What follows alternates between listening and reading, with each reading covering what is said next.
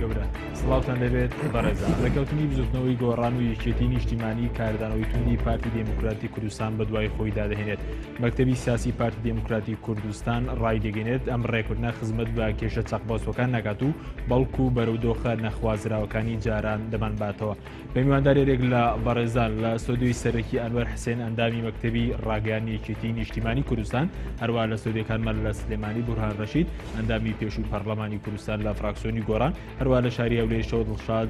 مستەفا وەسانی بەڕێوەبەری نووسینی ڕۆژنامەی خەباتی زمان حاڵی پارتی دموکراتی کوردستان لەگەڵمان دەبێت سەرەتا راپۆرتێک دەبینین.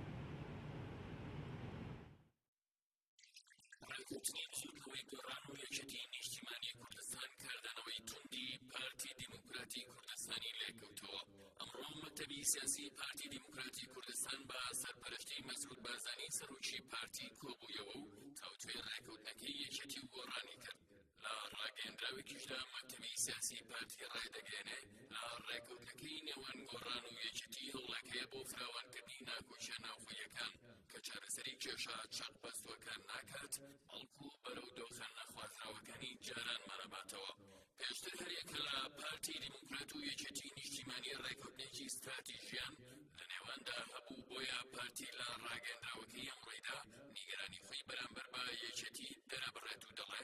یەکێتی بەبێ هیچ جۆرە ڕەچاوکردنێکی هاوپەیمانی و ڕێکەوتنی استراتیژی و بەبێ ئاگادارکردنەوەی پارتی خۆی خستۆتە ڕێکەوتنێک لەگەڵ لایەنێکی کێشەیەکی سیاسی لەگەڵ پارتی دموکراتی کوردستان دروست کردووە. پارتی دموکراتی کوردستان لە بەشێکی دیکەی ڕاگەیاندراوەکەدا ڕەشە لە بزوتنەوەی گۆڕان و یەکێتی نیشتیمانیەکات و ئاماژە بەواکات پارتی جگە لە ئیرادەی گەل هیچ ئیرادەیەکی تر قبوڵ ناکات و ئەزموونی ڕابردووش دەریخست بەبێ پارتی دارەی هەرێم ئەستەما. ئێستا هەوڵاتیانی کوردستان مەترسیان هەیە بۆ جارێکی تر بەهۆی ناکۆچیە سیاسیەکانی هەرێمی کوردستان بگەڕێتەوە بۆ دوو ئیدارەی و پارچە پارچە بوون. پەرلەمانتاریشی بزوتنەوەی گۆڕانیش ڕای دەگەێنێ ئەگەر عاقڵانە مامەڵانەکەین کارەسات بەڕێوەیە. عەلی حەمەد ساڵح پەرلەمانتاری گۆڕان دوای ڕاگەیاندراوەکەی پارتی وتی پارتی سێ بژاردەی بۆ گۆڕان و یەکێتی هەیە. یەک دەبێت سەرۆکی هەرێم لای پارتی بێت بەم دەسەڵات و شێوازەی ئێستای بێت و کاک مەسعودیش بێت سەرۆکی حکوومەت لای پارتی بێت و موچە و خەدەماتیشی هەبێت یان نا کەس بۆی نییە چاودێر بێت. دەبێت پاڵەمانی گوێڕایەڵی پارتی بێت دارایی و نەوت و سوپا و هێزی ئەمنی و ناوخۆ و پەیوەندی دەرەوەش لای پارتی بێت و هەمووانیش گوێڕایەڵی بن. دووەم دوو ئیدارەی هەولێر و نەوتی کەرکووکیش بۆ پارتی. سێ یان بە فەرموون من ئامادەم بۆ شەڕ. عەلی حەمەد ساڵح پێوەیە هەر سێ بژاردەکە خراپن و ئێستا بە واقعی بژاردە یەکەم سەری گرتووە. ئەگەر عاقڵانە مامەڵانەکەین کارەسات بەڕێگەوەیە. هەرچەندە نەوشیروان مستەفا ڕێخەری بزوتنەوەی گۆڕان لە کاتی ڕاگەیاندنی ڕێکەوتنی سیاسی بزوتنەوەی گۆڕان و یەکێتی ڕایگەیاند ڕێکەوتنەکە بۆ ڕێخستنەوەی ماڵی کوردە بەڵام ئاراستەکان بەرەو ئەوە چنەم ڕێکەوتنە بێتە قەیرانێکی تر بۆ هەرێمی کوردستان بۆی شێوازی مامەڵەی پارتی دموکراتی کوردستان لەگەڵ ڕێکەوتنەکە. دووبارە سڵاوتان لەوێ بینەرانی بەڕێز و خۆشەوی سوپاس بۆ میوانەکانم کاگەنوەرەك لە بەڕێستان و دەست پێ بکەم حەزەکەم سەرنجی بەڕێستان بزانین لەسەر کاردانەوەی پارتی دموکراتی کوردستان بەرامبەر بە ڕێکەوتنەکەی نێوان بستنەوەی گۆڕانی یەکێتی نیشتیمانی. زۆر سپاس. سەرەتا سپاس بۆ جەنابەت بۆ تەلەڤیزیۆنی پەیام و بۆ هاوکارانم و بەشداربوانی بەرنامەکە. لە ڕاستیە ئەو بەیاننامەی ئەمڕۆ پارتی دموکراتی کوردستان دوای کۆبوونەوەی مەکتەبی سیاسی ڕایانگەیاندووە چاوەڕوانکراوە بوو بۆ یەکێتی نیشتیمانی کوردستان. لە ڕاستیە پارتی دموکراتی کوردستان لەو ماوەی ڕابردوودا ئەوەندەی متابعەی باردۆخی سیاسی کوردستانی کرد بوو چاوەڕێی ئینشقاقێکی لە یەکێتی نیشتیمانی کوردستان نەکرد نەک چاوەڕێی یەکگرتنێک کە ڕووی داوە یا ڕێکەوتنێک بەبوورەکە ڕووی داوە. بۆیە بە بۆچوونی من ئەو بەیاننامەیە بەشێکی تەبیعیە و چاوەڕوانکراو بوو و لە هەمان کاتیشان پێم وایە پارتی دموکراتی کوردستان لەم بەیاننامەیە هەڵچوونێکی پێوە دیارە کە ئەکرێ باشتر بیرکاتەوە لەسەرەوەی ئەم ڕێکەوتنامەیە وەکو لە بەیاننامەکەیە هاتووە نەدژی پارتی دموکراتی کوردستانە و هەندێک خاڵ و بەند هاتووە ئەگەر دوای مەجال بوو شیکردنەوەیان لەسەر بکەین بە بۆچوونی من حیزبێکی سیاسی نییە کە 38 کورسی هەیە و بەشێکی زۆری دەسەڵاتەکانی لایە و لە کاتێکە هەمومان قسە لەسەر پرۆسی دیموکراسی و دەسەڵاتدەستکردنی دەسەڵات دەکەین و لەمان کاتابێ پرسیارێک بکەین ئایا ڕێکەوتنی یەکێتی نیشتیمانی کوردستان و بزوتنەوەی گۆڕان خراپترە لە ڕێکەوتنێکی نێنی 50 ساڵەی بوارینەوەت کە لەگەڵ حکوومەتی تورکیا مۆرکرا و کەس ئاگاداری نییە و ئایا ڕێکەوتن نامەی یەکێتی نیشتیمانی بچنەوەی گۆڕان خراپترە لەو ڕێکەوتن نامەی کە لە نێوانی یەکێتی نیشتیمانی و پارتی دیموکراتی کوردستان ڕێکەوتنامی استراتیژی ئیمزاکرا بوو. ئایا ڕێکەوتنامی استراتیژی لە هەلومەرجێکی تایبەتە خزمەتی نەکرد بە کۆمەلگای کوردستان و خزمەتی نەکرد بە یەکێتی نیشتیمانی و پارتی دیموکراتی کوردستان و هێزە سیاسیەکان بێگومان کردی ڕەغمیەوەی کە ئێمە لە ڕابردوودا لە ڕێکەوتنامی استراتیژی گلەیەی زۆر هەبووە لەو ڕێکەوتنامەیە چ لە ئاسی سەرکردایەتی مەکتەبی سیاسی تا کادرەکانی خوارەوە کە پێیان وا بووە ئەو پشکەکان بە شێوەیەکی یەکسان و هەبەشدا بۆیە ئەم ڕاگەیاندنی ئەمڕۆ من ئەوەندەی بزانم لە ڕاگەیاندنی وەکو وتەبێژێک ئەمەی نووسیبێ ئەم پێم وانێ ئەمە هەڵوێستی ڕەسمی جەنابی پێم وانێ هەڵوێستی ڕسمی جەنابی کاک مەسعود بێ. من هیوادارم ئەگەر واش بێ لە داهاتوە باشتر بکەنەوە و هەموو ڕێگەکانیشمان تاقی کردووەتەوە باشم بیر نەکردوێتەوە پێم وایە باشیان بیر نەکردوێتەوە و هێشتا زۆر زوو بوو خۆڕێکەوتنەکە پێشترەوەیان ڕایانگەیاندە بوو ئێمە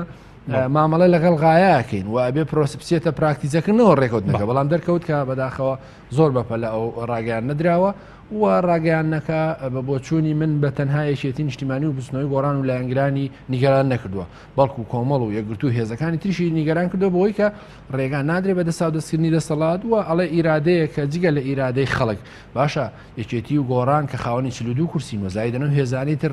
کە گلەیان هەیە نەک لەسەر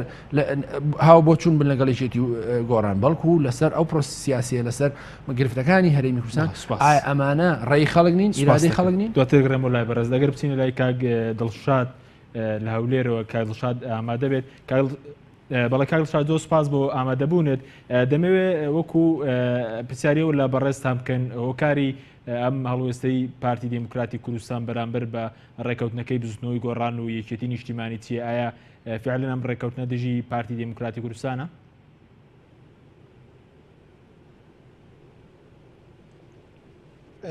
جارە لە پێشەوە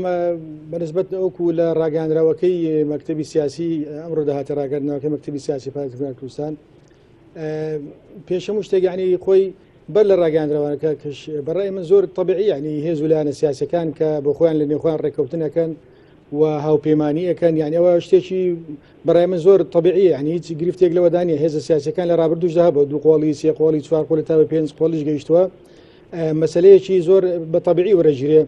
بەڵام ئەوەی کە لە کوردستاندا هەیە بەڕاستی لە بیرمان نەچێ یعنی لەنێو پەرلەمان و لەنێو هەموو ئەو انتخاباتانێکەکرێ شتێک هەبوو ئیشی پێکراوە بنەمایە کە مەسلەی تەوافق و سازان بووە لە کوردستان ئەوە بەڕای من ئەو تەوافق و سازانە کە پشتی هەموو لایەنە سیاسەکان کە هەمویان دەنجیان هێناوە لە کوردستاندا لە ڕێی ئەم مەبدەئەوە زیاتر دەتوانن توانیوانە بێنە ناو پرۆسی سیاسی بە تایبەتی لە دام و دەستگای پەرلەمان و حکوومەت و ئەو دام و دەستگایانە کار بکەن بۆیە بەڕاستی ئەوە خۆی کێشەکە ئەلەوە یعنی کە بەیاننامەکە یا با بڵێن ئەو ڕێکەوتنەکە دەخوێندرێتەوە لەسەر ئەساسی ئەوەیە کە چاوەڕوانی ڕێکەوتنەکە کراوە ڕێکەوتنەکە کە سەیری دەکرێت بەڕاستی هەندێک بند و با بڵێن ئەو بابەتانێک کە لە ڕێکەوتنە سیاسەکەی نێوان گۆڕان و یەکێتی داهاتووە هەز دەکرێت زۆر کۆنکرێتین هەز دەکرێت مەسەلەن هەموو ئەو بابەتانەیە با بڵێن ئەوە دەبیاتانەی زیاتری کە وەکو کەرەستەی گۆڕان بووە لە چەند مانجی ڕابردوو ساڵی ڕابردوو کە وەکو ململانێ لەگەڵ پارتی دموکراتی کوردستان هەیە بووە هەز دەکرێت ئەوە دەبیاتە تێدا زاڵە یعنی وەکو تێبینی کە لەسەر ڕێکەوتنەکە ئەکرێ وا لە بیریشمان نەچێت ئەوە کێشەیەکی سیاسی هەبوو لەنێو ئەو دوو با بڵێن ئیتیجاه سیاسی ئەو دوو حزبە سیاسیە کەواتە حتمما ڕنگدانەوەکە بەو شێوەیە بۆیە لە بۆ ئێمە لە بیرمان نەچێت ئەو سازانە کاریگەری دروست کرد لەسەر پەیوەندی هێزە سیاسەکان و تەنان لەسەر پرۆسی سیاسی بە شێوەیەکی گشتی لە کوردستان بەڕاستی ئەمە هەز دەکرێت کە درێژەی ئەو پرۆسەیەکە هەبووە ینی بۆ نمونە گەلە کۆمەچیکە هەبووە لە پەرلەمان کە بێ ئاگاداری پارتی بە بۆ نمونەکە وا بڵێن ئیتفاقێکە بۆ نێوان لایەنە سیاسەکەمان لێنە ناکاو شتێک دێت پێش ئێستا هەز دەکرێت درێژەی هەمان ئەو پرۆسە سیاسی هەمان ئەو ئیتفاقاتەیەکە هەبووە بۆ یعنی ئەوە پارتی بە و چاوە سەریکە ینی بە دەناوەکو ڕێکەوتن لە نێوان دوو هێزی سیاسی کە ناکۆچی لە نێوان هەبووە و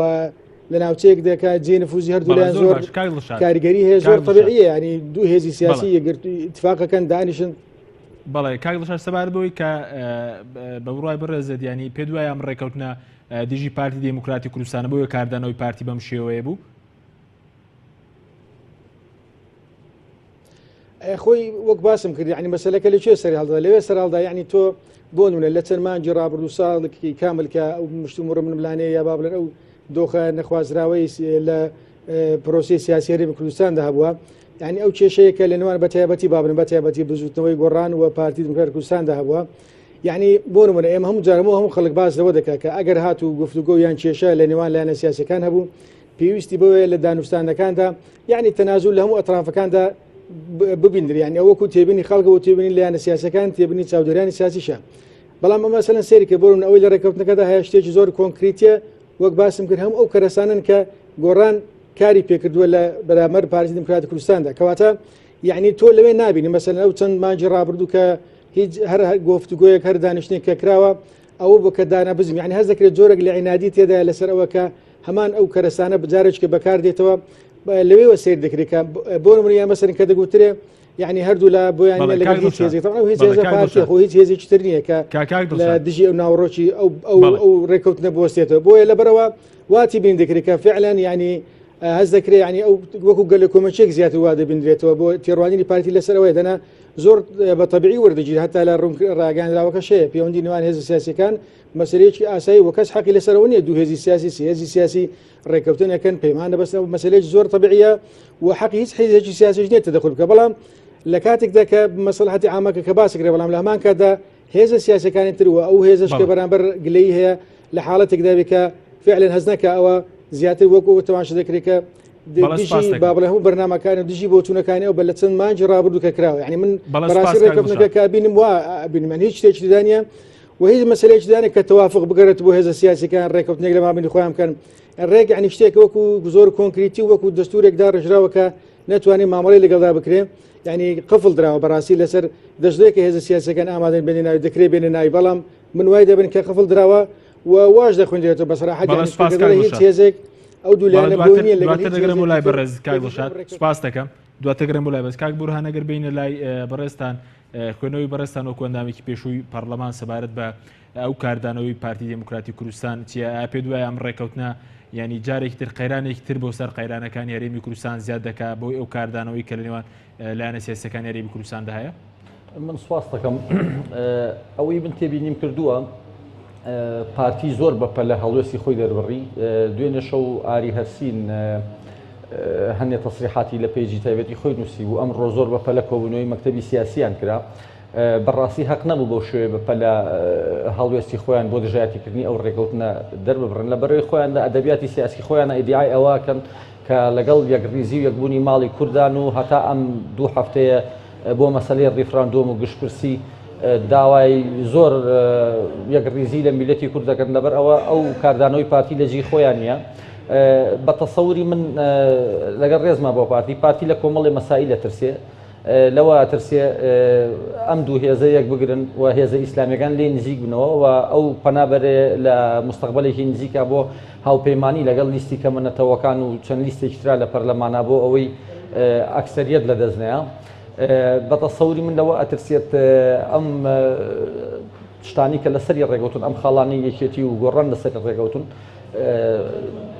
دووەلی ئەوروپیش دامێکە و ئەگەر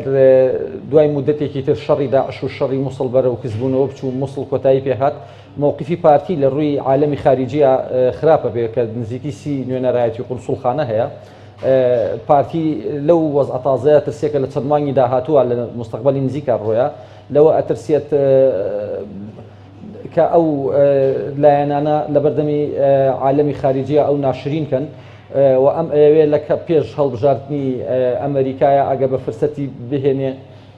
لایەنەکانی تر پەلکێشکا بۆ ڕیفراندۆم و ئەمە هەمووی دەلالت لەوەکە کە ئەوەی لە ناو قەیرانە ژیەسە پارتی دیموکراتی کوردستانە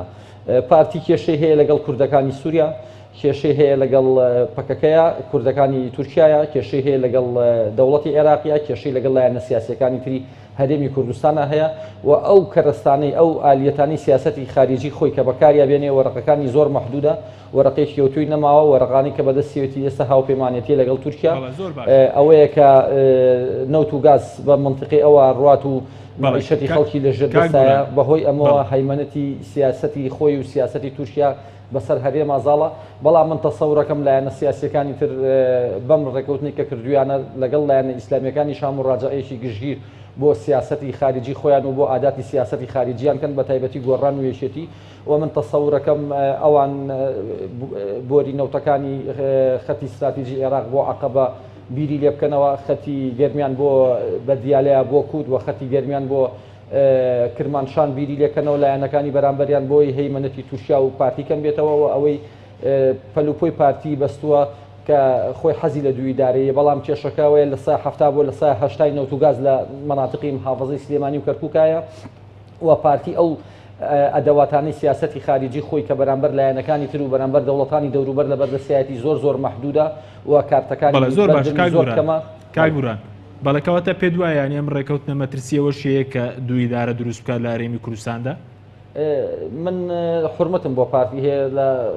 کینە بەرایەتی و ڕقلێبوونەوە ناڵێم بەڵام پارتی پێش مانگی هەشتی ساڵی 2014 نییە چی لە ڕووی تەحالوفاتەوە چی لە ڕووی قووەتی عسکەریەوە چی لە ڕووی هەیمەنەتیەوە چی لە ڕووی علاقاتی لەگەڵ حیزبەکانی داخلی کوردستان و داخلی عێراق لەبەر ئەوە اليوم لا يجوه البارحەیە بڕوا ناکەم بۆی بچێتە سەر و ئەو هێزە نییە باسی ئەوە بک بڵێ ئەبێ من هەولێر و دوهۆک لەژێر دەستی منابێ گشتپرسی کەم هیچ لایەنێک لەگەڵ پارچەبوونی هەرێمانە و ئەوە هەولێسێکی نیشتیمانی نییە ئەگەر پارتی بیر لە دوو ئیداری کاتەوە لەبەرەوەی ئێمە میلەتێکی بچووکین دابەشتریکەین ئەوە نابێت وڵاتانمان بینیەوە رووسایە لەولاوە پەلاماری ئەبغازیایە و لەولاوە داغستان و لەولا چیشان و لەولا کرم و لەورا هەرێمەکانی دوێنسک و چەند هەرێمێکی تری ئۆکرانیا ڕووقایی جوغرافی خۆی فراوانکە ئێمە لەبەر خاتری چەند کەسێکی مەحدود یا لەبەر خاتری کەسێک بین هەرێمەکەمان پارچە پارچەکەین ئەمە نە سیاسەتێکی نیشتیمانیە نە سیاسەتێکی نەتەواییە نە سیاسەتێکی حەشیمانەیە بۆیە پێویستە ئەوەی کە مراجعەی هەڵوێستی سیاسی خۆی کات و ئەوە پیرۆزبایی بکردایە ئەوە لەگەڵ لایەنەکانی ترادا بنیشتایە بیوتایە نەتیجەیمە بە شوویەگە بە دوای تەفاهمێکی گشتگیرە داوای بە دوای عەقدێکی ئیجتیماعی تازە لە لێوان نوخبە سیاسیەکان و لایەنە سیاسیەکانی هەرێما بگەڕایە نەک بەم شێوەیە هەڵوێست دەربڕێ لەبەرەوەی بەڕاستی ئەو هەڵوێستە پرزەی پێوە دیارەوە جۆرێک لە ناڕۆشنی لە سیاسەتی خارجی پارتی پێوە دیارە باڵە سوپاس دەکەم دواتر گرێمەوە لای بەڕێستکەگەنەوە سەبارەت بۆی کە لە ڕێکەوتنەکەدا لە بەیاننامەکەی مەکتەبی سیاسی پارتی دموکراتی کوردستان جۆرێک لە گلەی لە یەکێتی نیشتیمانی دەکرێت کە چۆتە بەرێک لەگەڵ هێزێک کە کێشەی لەگەڵ پارتی دموکراتی کوردستان هەیە بەبێ ڕەچاوکردنی جۆرێک لە هاوپەیمانەتی لە ڕاستیە ئەو بەیاننامەیە گە دیقەت بین بۆ نمونە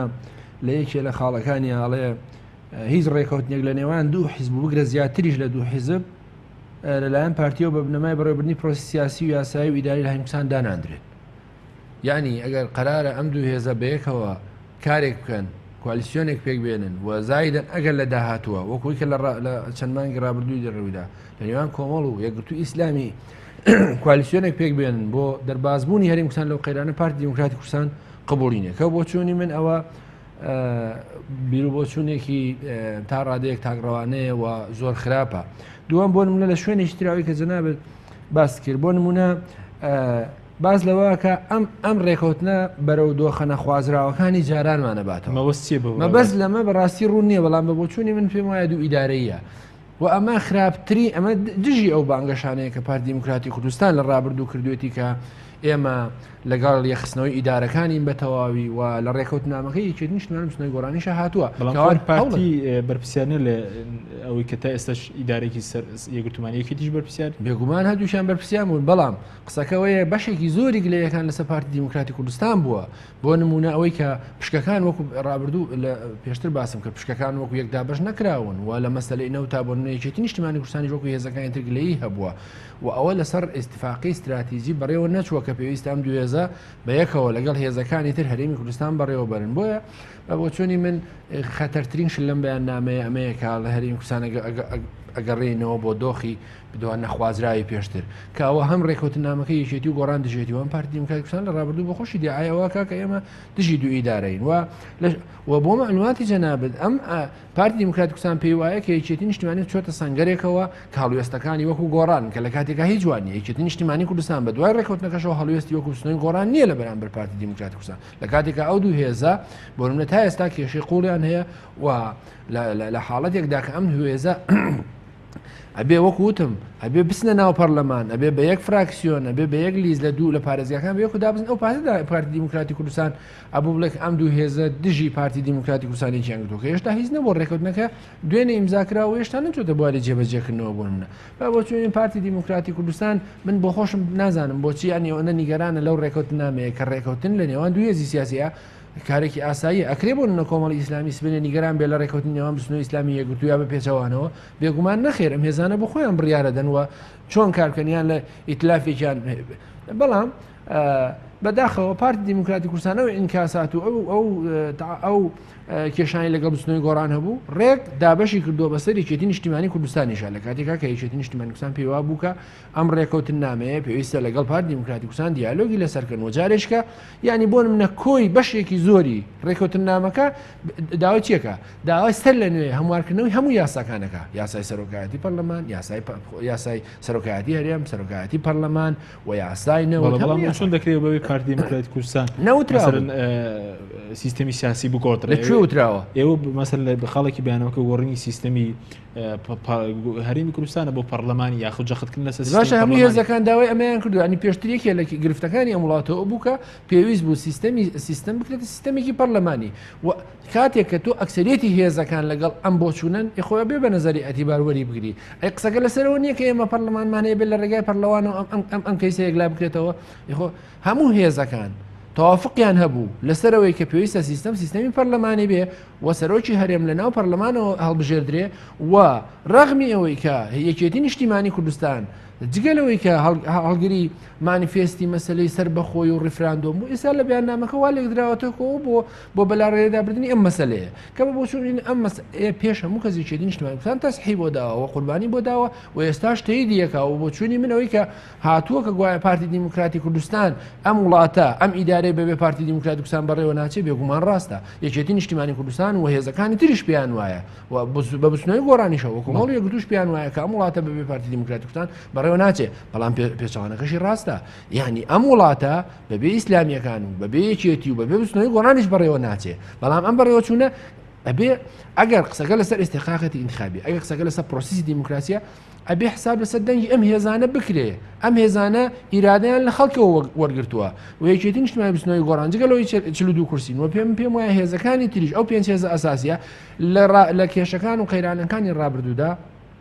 بەداخەوە خۆتان بینیتان پارتی دیموکراتی کوردستان بە تەنها کەوتە لایە کەوتە تەرەفێک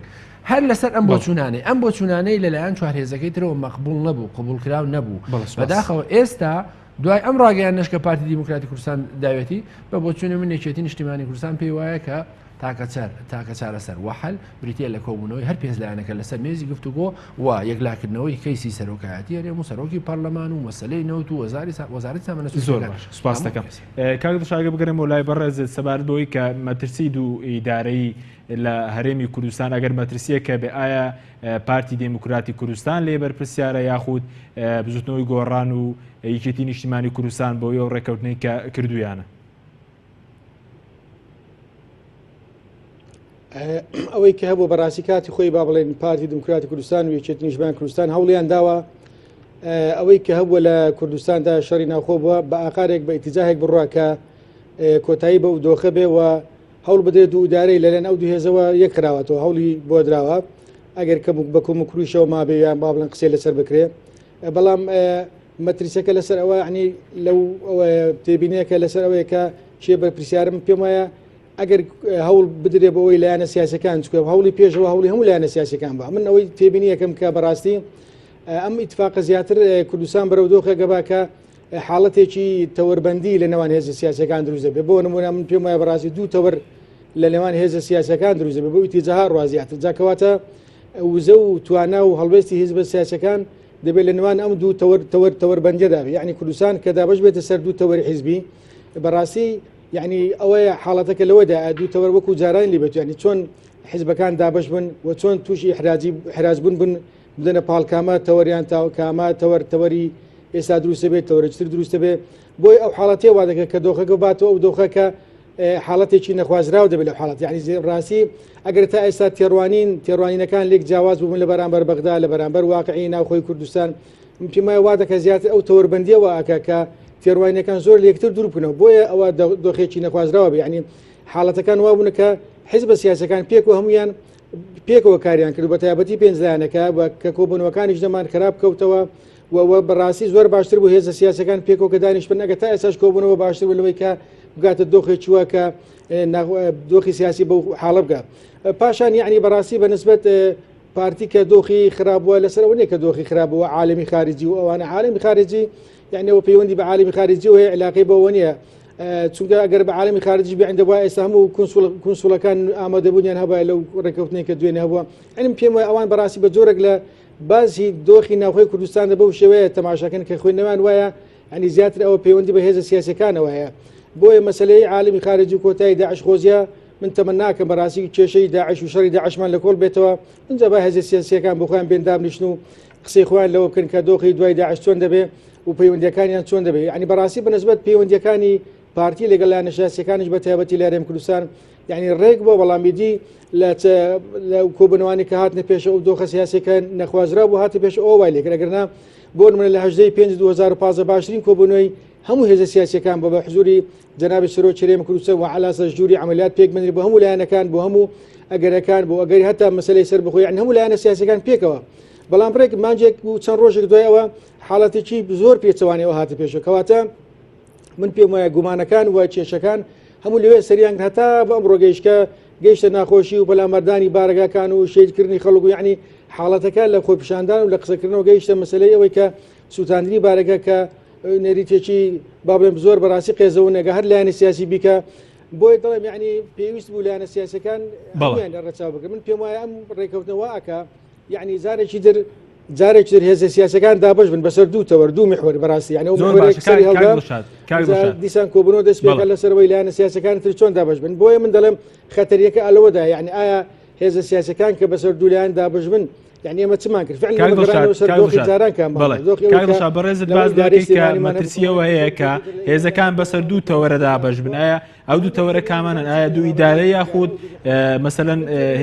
مەسەلەن بەرژەوەندی ئیقلیمیە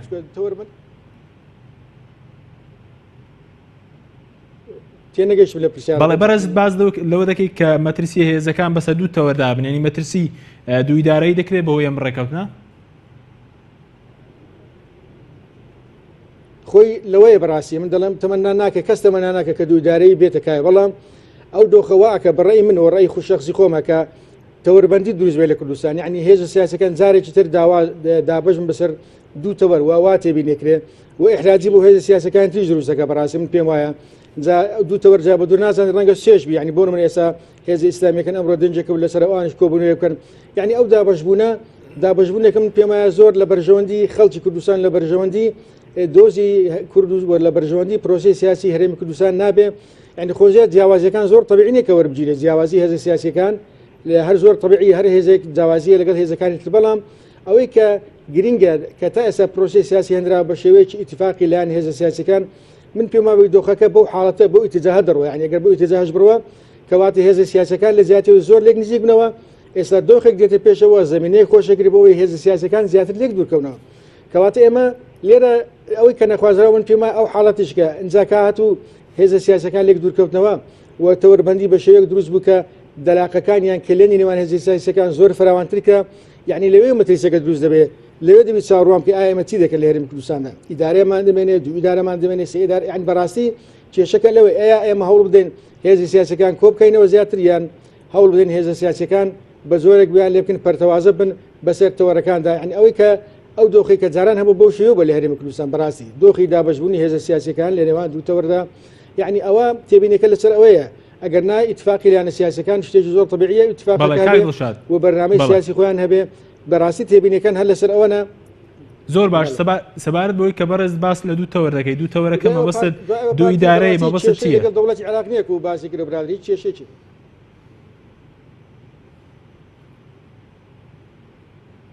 دەنگت باش بەڵێ بەڕێزت باسی دوو تەوەردەکە لە نێوان دوو حیزبدا مەبەستەوەی کە دووبارە ئیدارەیەک بۆ پارتی دموکراتی کوردستان بێ و ئیدارەیەکیش بۆ یەکێتی نیشتیمانی بێت. بەڵێ من پێم وایە یعنی دابەشبوونی حیزبەکانە لەم جا کاتێک کە حیزبەکان دابەشم ئێمە حیزبەکانمان پێکەوە بوون حکوومەت دروست بێ حیزبەکان پێکەوە بوون هەمویان انتخابات بە بەشداری انتخاباتیان کرد بەڵام ئێستا هەست دەکەم یعنی دۆخەکە بەرەوە دەڕای تەوەربەندی دروست بێت تەوەرێک با بڵێن ئێستا کە ڕێکەوتنێکرا بزوتنەوەی گۆڕان لەگەڵ یەکێتی نیشتیمانی و تەوەقوعی دیزا تەوەری تری دروست بێت پێشەوە لایەنە سیاسەکان یعنی ئێمە کەواتە بەڕاستی هیچمان بە هیچ نەکرد ئێمە هێزە سیاسەکانمان لە زیاتی کۆیان کەینەوە لە بەرامبەر ئەو ئەگەرانی کە دێنێ پێشەوە لە بەرامبەر ئەو دۆخی کە لە کوردستان هەیە لە بەرامبەر کە هەمومان ئیدعای دەکەن بەداخەوە هەموو هێزە سیاسەکان ئیدعا دەکەن بۆ چاکردنی و دۆخی خەڵکە ئەوە قسەیەکە بە خەڵکی دەفرۆشنە هەمومان یعنی زۆر بەکاری دێنین بەڵام ئەوە پێم وایە بەڕاستی چارەسەر ناکە لەبەرەوەی ئەگەر هاتوو هێزە سیاسەکان هەمویان فەرش و بڵاو من لێک دوورکەوتنەوە مەجالێک نەما بۆ هێزە سیاسەکان ینی ئێمە بە چ شێوەیەک دۆغی ئەو دۆخە چارەسەر دەکرد بە چ شێوەیەک چارەسەری کێشەی خەڵک دەکرێت نازانم. بەڵێ سوپاس دەکەم دواتەگرم وڵای بەرز کاک بورهان ئەگەر بێ وڵای بەڕێز سەبارەت بەوەی کە چی بکرێ بۆ ئێوە مەترسیەکی ئێستا هاوڵاتیان یاریمی کوردستانەیە لە دروستبوونەوەی دوو ئیدارەی ئەمە ڕوونەدات ئەرکی کێ کە ڕێگەنەدات ئەم دابەشبوونە کە ئێستاش بە تەواتی مەسەلەن ئیدارەکان یەکیانەوە بەڵام بە تەواتی بۆی کە لێک نەترازێنە و مەسەلەن کوردستان هەرێمی کوردستان حکومەت دابەش نەبێەوە پەرلەمان جارێکی تر دابەش نەبێتەوە. بەڵێ وڵا پێش هەموو شتێ پەرلەمان لە کار خراوە پەرلەمان دابەش نەبێتەوە وەڵام من لەگەڵ حورمەت مەجارە پێشەوە وەڵامی پرسیارکەوە بەمەوە هەنێ تاقی و بەدواداچوونەوەی لەسەر قسەکانی برای بەڕێزم کاک دڵشاد لە بیدایەتەوە ئیشارەتی بۆیە بنەمای تەوافق ئیشی پێکراوە بنەمای تەوافق لە هەرێمی کوردستانە ئیشی پێ نەکراوە من ڕقم لە پارتی نییە بەڵام چەند حقیقەتێکەیە حەزەکەم ڕوونی کەمەوە لە سیاسەتی خارجی هەرێم بەرامبەر تورکیا بەرامبەر بە ئێران لە سیاسەتی نەوتیە لە سیاسەتی معاشیە لە سیاست بەرامبەر کوردانی سووریا و دەواازەی سمیڵکا و حیساری اقتصادی و لە هەموو مەسائل تەوەرە سیاسی کاریگەرەکانە پارتی ئینفرادی بە قەرار کردو ئیتر نازانم چی تەوافقی هەبووە لایەنەکانی ترەوەی هەبووە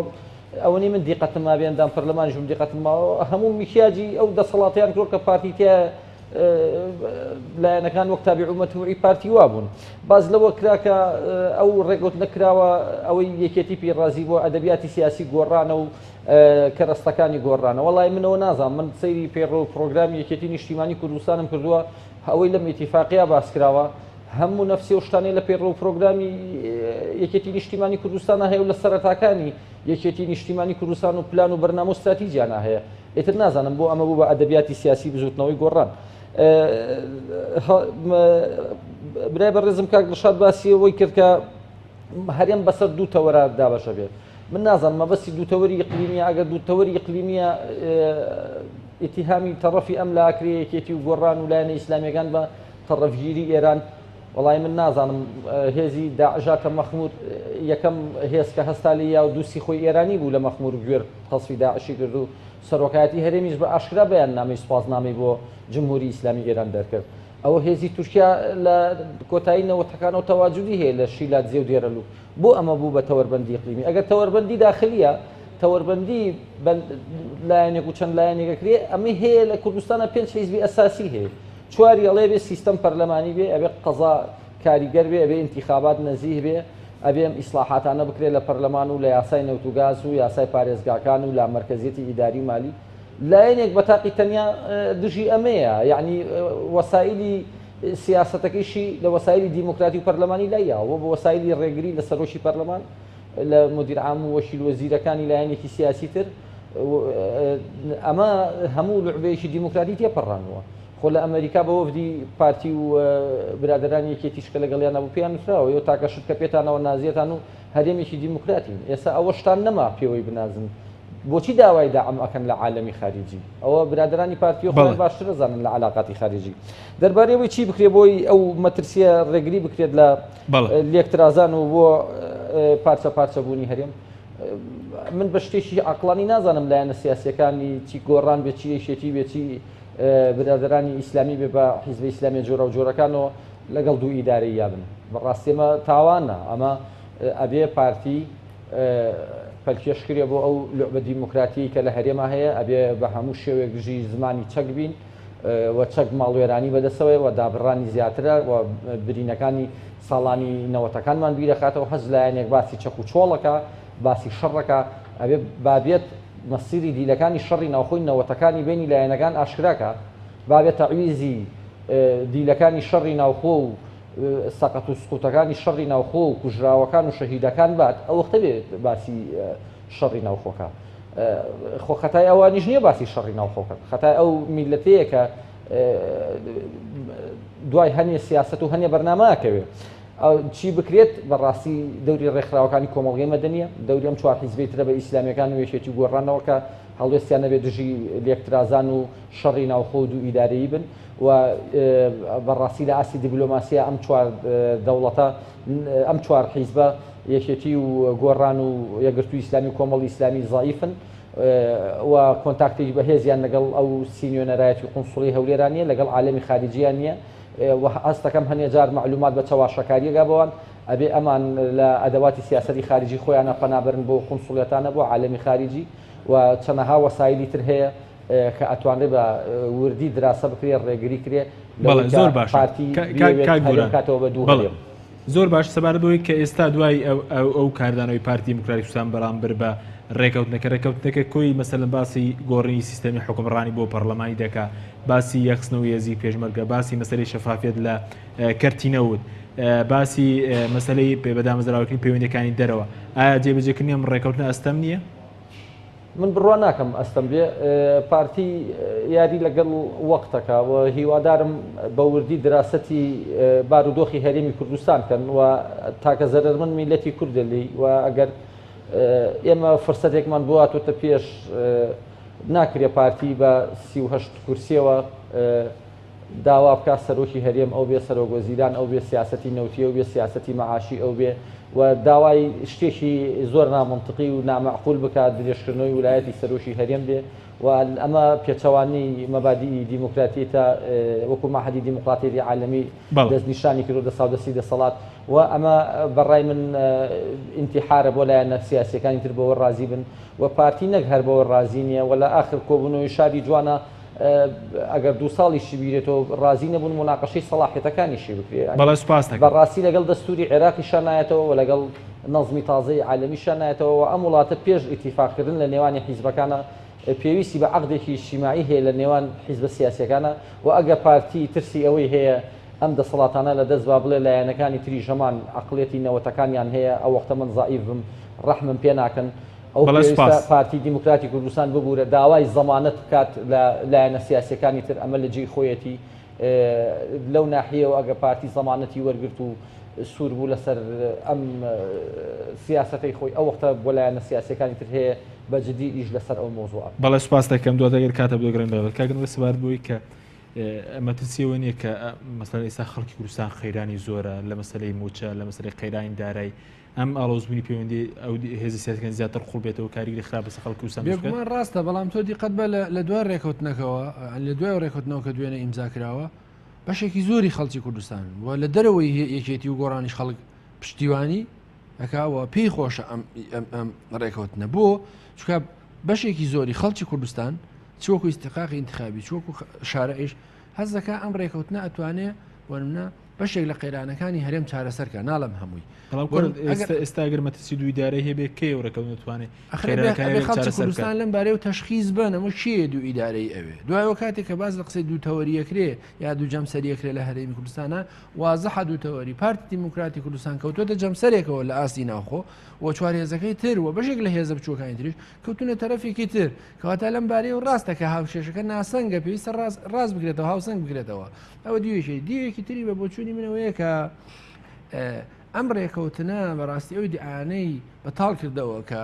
زۆر جار هێزە سیاسیەکانە وتکە یەکێتی پاشکۆی ئەمە پاشکۆیەوە دەرکەوت هەیەکێتی نیشتمانستان پێشەنگە نەک پاشکۆیەوە ئەم پێشەنگ بوونەی بە بۆچوونی من نابوو پارتی دیموکراتی کوردستان تا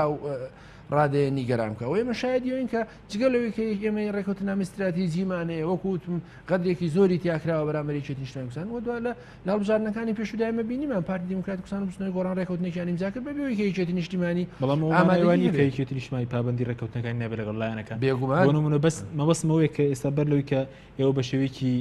بەڕاگەان باز دەوکەن کە ئیتفاقی استراتیژی کۆتایی و هاتوون ئیتفاقتان لەگەڵ هێزێکی تر کردووە کەس نەیوت تۆ ئیتفاقی استراتیژی کۆتایی هاتووە ئەی ئەم ڕێکەوتنەمانەی نەخێر ئەم ڕێکەوتنە هێشتا ئەم ڕێکەوتنە بە بۆچوونی من ئەو تەفسیرەکان دێرە برادرانی پارتیەکەن غەڵەتەکە ئەڵێ ئەم ڕێکەوتن نابێ ڕێکەوتن لەگەڵ کەسێکی تر ئەڵێ ئەم ڕێکەوت نابێ ڕێکەوتنێکی سیاسی کە لەگەڵ هێزێکی ترەکەی دژی ئەم پارادۆکسێکە ئەم ڕێکەوتنە پێچوانی ڕێکەوتنی استراتیژی نییە نەخێر ناوڕۆک نەخێر سیاسی پەرلەمانی کراوە کەی بە باسی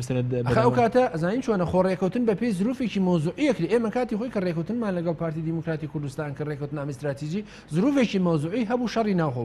بوو بۆ کۆتایی هاتن بە شەڕی ناوخۆ ئەو ڕێکەوتنامی استراتیژیمان ئیمزاکرد ئێستا زروفێکی مۆزوعی هاتوۆتە پێشەوە بۆ مەسەلە ئەو مەسەلانی کە جەناب باسیەکەی و هەموارکردنەوەی یاساکان پێویستی بە یاسایەکی لەم شێوەیە هەیە خۆگە ڕێکەوتنامی استراتیژیش ئێستا بنووسرایە بە هەمان شێوە باسی ئەم مۆزوعەیە کرد یعنی ڕێکەوتن بریتیە لە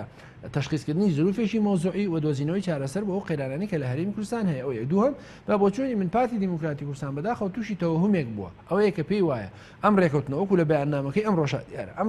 ڕێکەوتن نامەیەکی یەکێتی نیشتیمانی بزوتنەوەی گۆڕان کۆمەڵ یەکگرت و حیزب بچووەکان ئێران عێراق پەکەکە پێدەیە بۆ دژی پارتی دیموکراتی کوردستان کە لە ئەساسا وانە بەڵکو تێڕوانینی یەکێتی نیشتیمانی کوردستان لەسەر ئەم مەسەلانە ئاوا بووە کە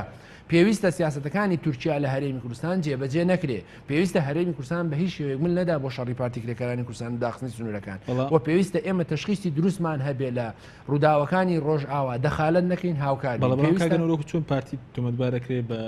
ئەوەی کە لەبەرەی تورکیادا یەکی تۆمەتبارەکە کە لەبەرەی ئێراندا مەسەلەن باشە بورهان باسی کرد ینی بۆن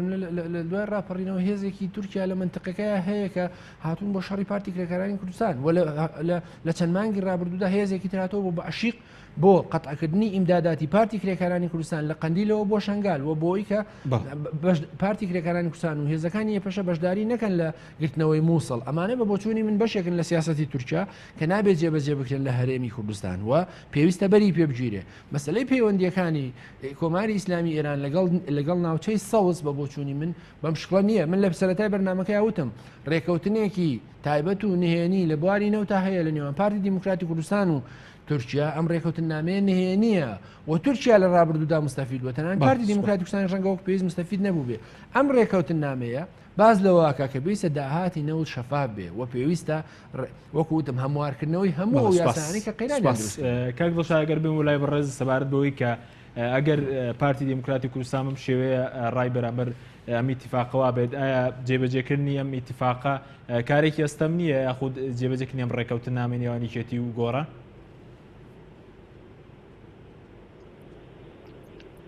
لە پێش وەڵامەکەت من دیارە هەردوو برادر بەهەڵە لە من تێگەشت من تەوەربەندی مەبەستمەوە نەبوو باسی وڵاتی اقلیمیەکان کەمەوە دیار زیاتر خۆیان هاتنە ناو بابەتەکە من بەبەستم ئەوە بوو کە لە کوردستاندا خەریکە تەوەربەندی دروستە یعنی هێزە سیاسیەکان دابەش بن بەسەر دوو تەوەردا زاخۆ ئەوە بەڕاستی وڵاتی اقلیمیەکان کە دەوریان هەبوو پێشتر ئێستا زمینیان بۆ خۆشترێ بێ من پێم وایە زمینەکە خۆشتر بێ بەوەی زیاتر بێنە پێشەوە چونکە مادەم دابەشبوونی ناون هێزە سیاسەکە مەبەستی من ئەوەیە دابەشبوون تەوەربەندی لە ناوخۆمان و دەستپێکە و جارێکی تر ون باسی هیچ لانی اقلیمی نەکرد دیار ئەوان خۆیان باسییان کرد بەعنە فعلا کە کارگەریشی بۆ شتێکەیە بەنسبەت یعنی کە دەوترێ مەسەرن کار بە ئیتفاقی سیاسی ئیتفاقی لە هێزە سیاسەکان نەکرا من پێم وایە بەڕاستی کراوە یعنی بۆ نمونە لانی کەم دابەشبوونی پۆستەکاندا تەوزیعکردنی دابەشبوونی هێزە سیاسەکان لەسەر دامەزراوەکاندا ینی بە ئیتفاقی سیاسی لایەنەکان بووە و ئەگەر ئەواژ نەبوو یعنی چۆن یعنی بەگە بە ئیتفاق نەبوو یعنی پێم ئەو 2 ساڵێکە پێکەوە شکارکردن هەبووە نەدەکرا و ینی شتێکتر دەڵێ خەتای میلەتە کاک بوران کە دەنجیان داوتە و هێزەمەوەسی کە پارتی من بڕاستی من گلەی لەو خەڵکان ناکەم کە دەنجیان داوە بە یەکێتی و بە گۆڕانچکەوە خەڵکم ئەو مافە لە خەڵک ناستن کە دەنگ بۆ 2000 سیاسیادا یعنی وە باسی ئیتیهامی پارتیەکە کە دیموکراتیە من پێم وایە ئەگەر خەڵک دەنجی داوە ئەی باشە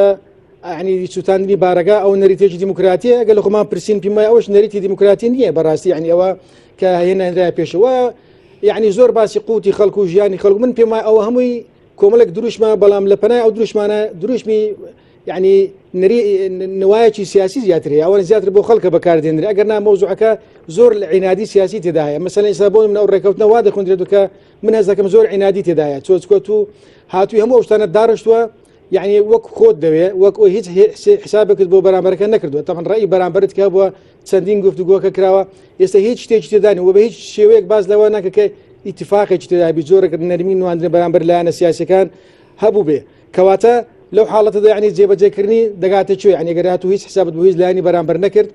و لەو حاڵەتەدا تەنها پێ لەسەرەوەی خۆت داگرت یان بەڕاستی زۆر باسی نەوت دەکەێت من ڕێزم بۆ کاک ئەنوەر یعنی بەڕاستی لە دوو قۆناغی جیادا مەسن کاک عیماد ئەحمەد کە جێگری سەرۆکی حکوومەت بگوتی ئاگەم لە ورد و دریشتی نەوت هەیە کاک و بات تاڵەبانی هەبێ بە هەمان شێوە یعنی پێم ئەو مۆزوعانە زیاتر ئێمە قسەی لێ نەکەین ئەوە مەسەلەی نەوت بردنیشە زیاتر بەڕاستی پارتی پێ تۆمەتبارکرا ئەگەرنا حدودەکانی ئەوەی کە بۆ ئێران بەتان کرد دەڕوانی حەز ناکەم بچین ناو مۆزوعان ئێمە باز ئیتفاقێک دەکەین و زۆر جار دەگەڕێنەوە دواوە و دوای ئیتیهامی تورکیا بەڕاستی من نهاتم دیفاع لە تورکیا بکەم ومن دەڵێم هێز ئیقلیمیەکان هەمویان خەتابارن و هەمویان داگیرکەرن یعنی پێش ناکەم ێ باسی هیچ کەسیان لەسەر کەسیان ئەبزە بکەن سپاس دەکەم کاک بوران لە ماوەی خۆڵێکیدا بەڕێز ئەگەر شتێکت مابێت لە کۆتایی سەبارەت بە ئایندەی کوردستان بۆی ئەم ململانەیە کە لەسەر ئەم ڕێکەوتنە هاتووتەکە زۆر بەکوی سپاس دەکەم من سپاس دەکەم بە تەصحیح بکەم بۆ برای بەڕێزم کاک دڵشاد کەمتم خەتای میلەتە خەوتم خەتای میلەتە بۆ وانەی دوای ئەو کەسان ناکەون کە